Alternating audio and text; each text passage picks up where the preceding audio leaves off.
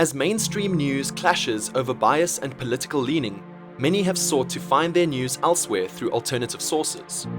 We often refer to these sources as alternative media. Alternative media can take many forms, but it is most often found on social media websites like Twitter and YouTube. Many of these sources are innocent or focus on events that mainstream media do not cover, like Chinese investments in Africa or daily reports from the war in Ukraine. Unfortunately, alternative media also offers an outlet for unsubstantiated stories and conspiracy theories.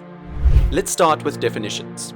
Mainstream media often has its own domains, websites, or TV channels. CNN, MSNBC, Fox News, The Economist, and Reuters are all examples of mainstream media. Alternative media typically uses social media to disseminate information and promote their own brand. The information and quality of content can vary drastically and is often under less scrutiny than mainstream outlets. They can range from conspiracy platforms like InfoWars to far-right publications like Breitbart or Newsmax, to independent left-leaning media like The David Pakman Show or far-left radio shows like The Majority Report. It is important to reiterate that alternative media can vary drastically in the accuracy of their reporting and the topics they cover. Often they cover mainstream media reporting in the context of their own political opinions. This being said, bias is not inherently a good or bad thing. Reliable information exists independent of the author's bias. What bias can do is influence the author's analysis of a news story and what pieces of evidence make their way into a report. Many aspects of our society rely on receiving correct information. From business to elections, perfect information is the assumption on which we analyze decisions. If we were to receive different information, we will make different decisions. We obviously want to make the best decisions possible, so we need reliable information. Let's look at a few examples to get a good grasp of reliable and unreliable information. Let's first start with reliability examples. Reliable news can take many forms, but it usually embraces several of the following characteristics: multiple verified sources, competitive publication, direct quotations, minimal author analysis, and transparency. If multiple news organizations publish a similar story, it's most likely true. Most news organizations are competing with each other for viewers and subscribers, and this competition holds them to relatively high standards. Alternative media generally finds a niche community to cater its product to, so it is generally non-competitive. Mainstream media also has the responsibility of providing more accountability, and if a news station makes a major mistake, there are legal and shareholder consequences. Direct quotations and documents are as close as possible to a primary source, so news stories that focus on these contain more truth.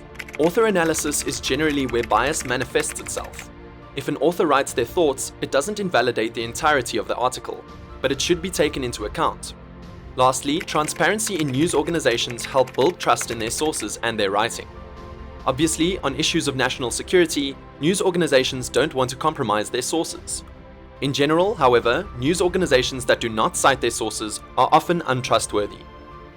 This article is from Reuters and is a nice example of reliable information. Biasly rates Reuters as a center-leaning news source with outstanding accuracy. Many other news stations use Reuters reporting as a standard for their political news reporting. The article regarding Xi Jinping's third term features different political researchers with quotations and analysis, making it more balanced and reliable. The key feature of misinformation is that it is not done with malicious intent. Often, you will find misinformation posted on social media in the form of pictures or graphs. People will misinterpret data or research without understanding the information being presented. The following is a popular example circulated during the COVID pandemic. This image was widely circulated as proof ivermectin was an effective treatment for COVID. By downloading the PDF file at the top of the image, we can see that the source for this graph is lackluster. Preprint is here. The methodology is a retrospective statistical analysis study. Retrospective means that the data doesn't come from an experiment where factors were controlled for. Few to no medicinal research is done using retrospective studies. The note at the bottom of the first page also mentions that this paper is a preprint, meaning that it isn't peer-reviewed and should not be used to guide clinical practice. Almost anyone can submit a preprint, so it should not be taken at face value. For medical treatment, researchers will often use double-blind prospective studies. This means that subjects are specifically chosen to be similar. All factors outside of treatment are controlled, and neither the researchers nor subjects know if they are receiving a placebo. This means that only differences in symptoms and recovery can be measured by the head researchers. Most drug-related agencies across the world use this as a gold standard for medicinal drug approval. This study fulfills this and shows that ivermectin does not make a meaningful difference as a COVID treatment. Academic articles that are peer-reviewed are the best source of information possible, as they have passed numerous processes of accountability. Many news stations will simplify this information, however, so be careful while reading second-hand reporting. Disinformation is done with malicious intent. It is mostly seen in foreign propaganda or in terrorist campaigns. The purpose is to confuse the general audience or to sow doubt in otherwise reputable sources.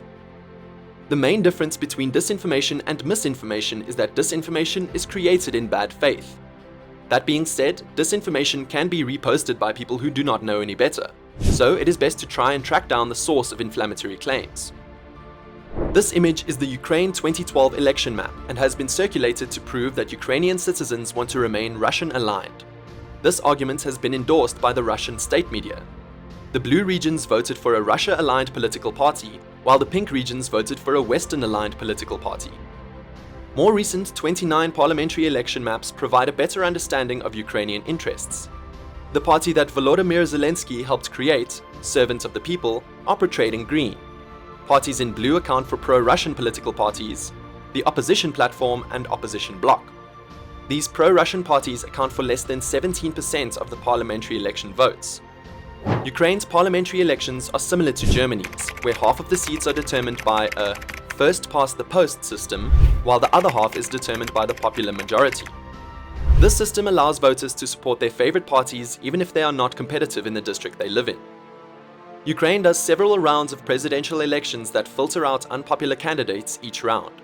In 2019, Ukraine had 2 rounds of elections. The regions in blue are the only pro-Russian candidates. These candidates were removed after the first round due to poor electoral performance. The second round of elections featured 2 pro-Western candidates, Zelensky and Poroshenko. As you can see, the most recent elections prove that the overwhelming majority of Ukrainians do not want to be part of Russia. Finding reliable information can be difficult. It is time-consuming and it can be difficult to navigate the current media landscape. Oftentimes, we consume news passively, through social media and random headlines. Biasly can help with this through both its browser application and its side-by-side news feature on its website.